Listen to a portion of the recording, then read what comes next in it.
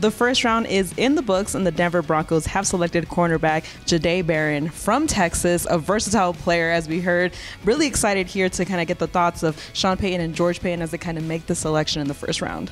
Yeah, I think this was a pick that not a lot of people saw coming, right? Sean Payton was asked about the mock drafts, and he said they're entertaining but somewhat embarrassing. I think for all the mock drafts we looked at before the first round on Thursday night, you did not see Jahdae Barron's name listed with the Denver Broncos, but I think it speaks to this process, right, that they still ended up with a player who's very versatile, very talented, and it was a position that not necessarily of need the same way that maybe a couple other positions seemed like they were, but you're building on a strength, and that gives you an opportunity, especially in a division that has Patrick Mahomes, Justin Herbert, and now Geno Smith, to play good defense, and that's without talking about the rest of the AFC, right? Yeah. So this is a guy who is, like you mentioned, very versatile. I think that's what stood out to them. You can play him inside in the slot. You can play him outside. Maybe he talked even about playing a little bit of safety.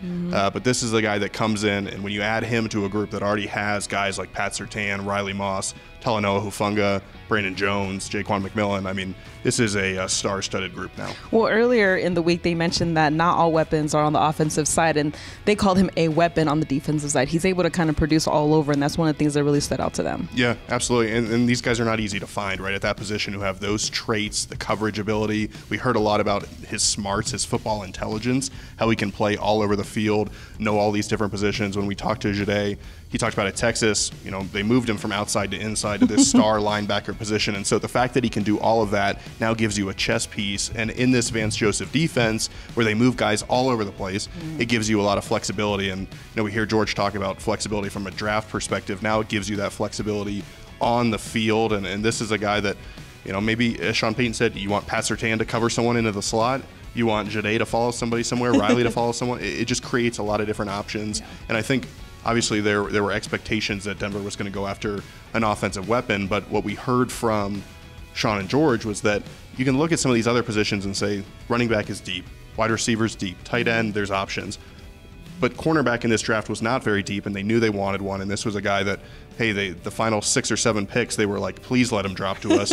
He was just that high on their board, and ended up getting a really good football player. Well, looking at the stats, he recorded 67 tackles, 5 interceptions, 16 passes defended, 2.5 tackles for loss, and 1 sack in 16 games in his final season with the Longhorns. You look at what he's been able to produce, and as George Paton said, you watch the tape and they just couldn't stop watching him. But another piece that comes into it is his character, and I feel like that played a really big part based on what they talked about. Yeah, well, no more Longhorns. That's what Sean Payton said. He said before they had another Texas player, they've got to get rid of one. So maybe we're at a max there for now. But you're right, from a character perspective, we saw Matthew McConaughey, of all people, tweet about just how impressive of a person he was. And Sean Payton shared a story that after he was drafted, and he's on the phone with him, with George, with Greg Penner, he said, hey, can you put me on speaker so I can talk to everybody and thank the scouts, thank people in the room for being part of this process. And Sean Payton said he's never seen that before. And Sean's obviously been around the NFL for decades, right? And so that speaks to the type of person he was.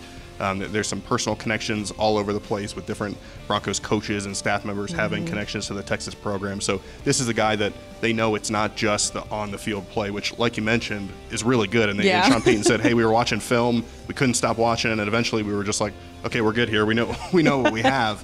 But when you match that with the football character, the character off the field, that's really impressive. Well, you kind of look at the draft and you guys see, is this the best guy on the board? Is this somebody that youth's going to come and make an impact? And obviously you look at the pieces around him. He mentioned a lot about learning from Pat Surtain and the excitement of just really being part of that DB group. Yeah, I mean, it was awesome talking to him on Thursday night and just hearing his excitement. He said that actually Pat reached out to him earlier in the week and that he was going to call him back and didn't quite connect with him, and now he's like, I'm going to have to carry Pat's pads for sure because I didn't end up calling him back. It's an honor. It's an honor. It would be an honor to carry the Defensive Player of the Year's pads. But listen, Pat's a guy that's going to teach him a lot, and that's without talking about the other guys that we've mentioned. And then, you know, they kept DJ Jones. You had Dre Greenlaw. This defense now, which already ranked 3rd in the NFL in points allowed, has kept a lot of different pieces. They've added a lot of new pieces. And when you talk about weapons for Bo Nix, like we've said, it can come on the defensive side too. If you force turnovers, if you give Bo Nix short fields, if you force a lot of 3-and-outs, if the other team can't score, that's good for Denver's offense. Well, when you look at day 2, the Broncos have a pick in each the 2nd round and the 3rd round. And George Paton mentioned about the fact that this is a very deep class for running backs. They're very confident. They feel pretty good about where they're at and the fact that they're going to get a running back. And even if they don't, he's pretty confident that in free agency they're going to sign someone. Yeah, I wouldn't panic if you're a Broncos fan, right? And I know that a lot of people saw that, hey, Omarion Hampton's still on the board. Travion Henderson was still on the board when the Broncos picked. And obviously Henderson still is out there. Hampton went to the Chargers.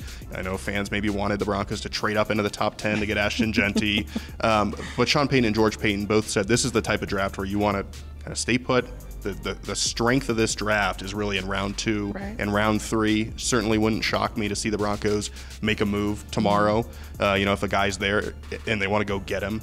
But also, you don't make moves like we talked about last week, right? You don't make moves just to make them and without thinking about what the kind of ramifications are. So a lot of talented football players left on the board, a ton of running backs, more tight ends, more wide receivers. The Broncos will get weapons, and I don't know if it'll be in round 2 or round 3, but I feel pretty confident based on where the strength of this draft is that they're just getting going here, and everyone focuses on the first round pick. There's still a lot of other talented players. Well, you look at the 2 running backs that went to teams in the division, but also this defense was really good in playing against the run and making sure that those running backs really didn't get off very much. Yeah, I mean, you can't worry too much, right, about what other teams are doing. And this is, to some degree, a passing league. And you saw, George Paton mentioned it, that when some guys got hurt last year, the Broncos struggled against the pass. And so the more depth you have there, 20 years ago, you might have needed 2 corners. Now you need 4. And so the fact that the Broncos kind of stocked up there in a division that does have, again, Mahomes, Herbert, Geno Smith, you're playing Josh Allen, Joe Burrow, like those type of guys, if you're going to make it to where you want to go,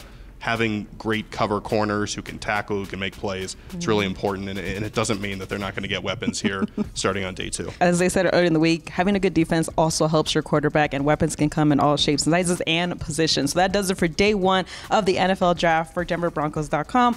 I am your team reporter, Elisa Hernandez, as well as our lead writer, Aric DiLalla. Make sure you head there for all your draft coverage.